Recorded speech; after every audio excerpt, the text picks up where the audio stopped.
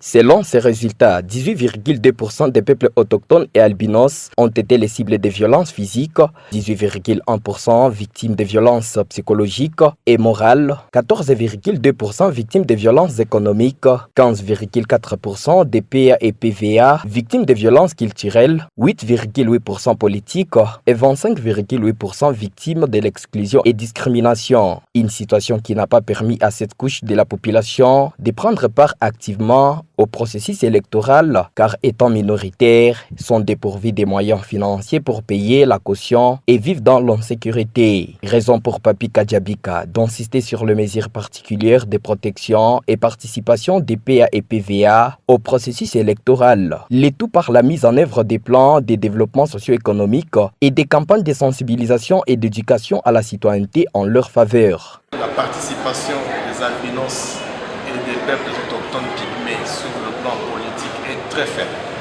Ils sont absents au niveau de la CENI, ils sont absents comme témoins, comme observateurs, comme candidats.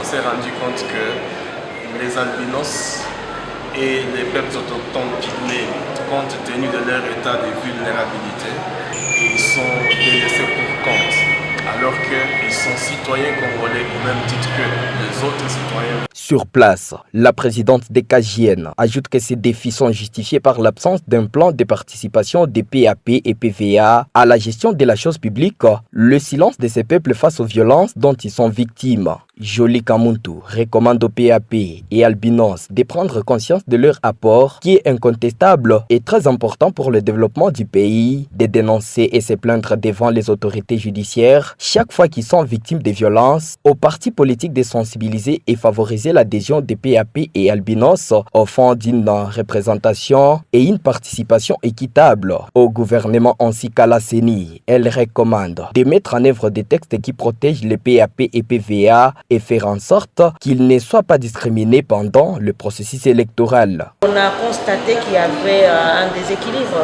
dans leur intégration effective dans la participation politique.